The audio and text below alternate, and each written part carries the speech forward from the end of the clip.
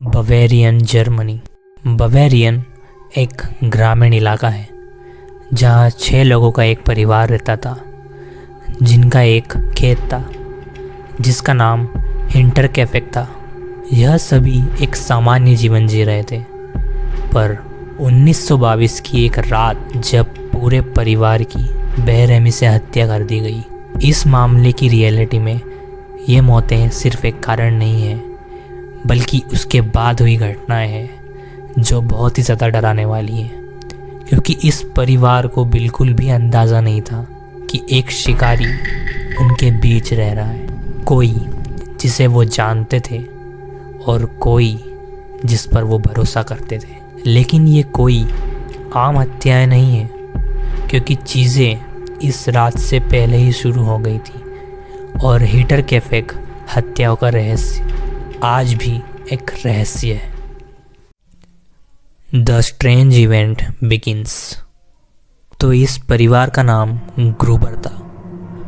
घर का मुखिया एंड्रियास ग्रूबर, उसकी वाइफ कैजेलिया, उनकी बेटी विक्टोरिया और उसके 2 बच्चे जोसेफ और कैजेलिया छोटी वाली। ये सभी एकांत में एक साथ रहते थे, पर परिवार पिछले कुछ दिनों से अजीब परेशानियों का सामना कर रहा था, जैसे घर में चलने की आवाज़ें, किसी के ना होने पर भी घर की चीज़ें अपनी जगहों से हटकर दूसरी जगहों पर मिलना।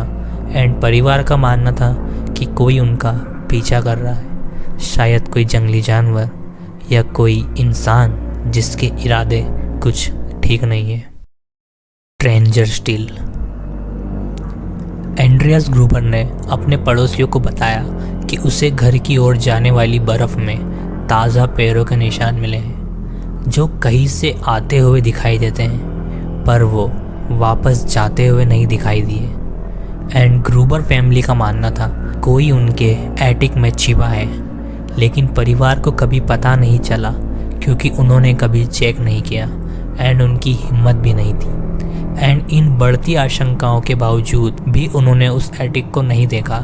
लेकिन अब जो होने वाला था वो किसी ने भी एक्सपेक्ट या इमेजिन नहीं किया था। The murders. 31 मार्च 1922 की रात ग्रूबर फैमिली का सबसे बुरा सपना सच हो गया। हत्यारे ने तेजी से और बेरहमी से हमला किया। पूरे परिवार को अलग अलग करके मारा गया। एंड्रियास ग्रूबर और उनकी पत्नी को उनके कमरे में मार दिया गया और विक्टोरिया और उसके बच्चों के साथ साथ उनकी मेड मारिया को भी हत्या कर दी गई। यह एक हत्याकांड था, लेकिन अपराध का सबसे भयानक हिस्सा यह है कि वह हत्यारा कई दिनों तक उसी घर में छुप कर रह रहा था, उन्हीं बॉडीज के साथ। The discovery of bodies. जब कुछ दिनों बाद बॉडीज मिली तो वहाँ का दृश्य भयावह था। पूरी फैमिली को कुल्हाड़ी से मार दिया गया था और हत्यारे ने कोई दया नहीं दिखाई थी, क्योंकि उन सभी पर इतनी बार कुल्हाड़ी चलाई गई थी कि उनकी पहचान नहीं हो पा रही थी। लेकिन सबसे डराने वाली बात यह है कि वह हत्यारा इतने दिनों से इनके साथ रहता था जहाँ हत्याएं हुई थी। The eerie aftermath. पर सबसे ज़्यादा चौंकाने वाली बात यह थी कि इतनी बेरहम हत्याकांड के होने पर किसी ने कुछ भी नहीं सुना। पड़ोसियों ने कुछ भी असामान्य नहीं बताया और क्राइम सीन पर हत्यारे का कोई भी पहचान का सबूत नहीं मिला। लेकिन इसके बाद भी खेत में अजीब घटनाओं ने और भी अधिक परेशान कर दिया। जो हत्यारा है वो अभी भी उसे अपने ठिकाने के रूप में इस्तेमाल कर रहा था। पड़ोसियों ने बर्फ़ में पैरों के निशान और उस घर तक आते देखे, पर वापस जाने के कोई भी निशान नहीं थे। ऐसा लग रहा था जैसे हत्यारा मृतकों के बीच में रह रहा था, पर बाहरी दुनिया से छुप कर रह रहा था। और इस चीज़ ने जांचकर्ताओं को उलझन में डाल दिया था, क्योंकि किसी भी पड़ोसी ने हत्यारे को जाते हुए नहीं सुना था।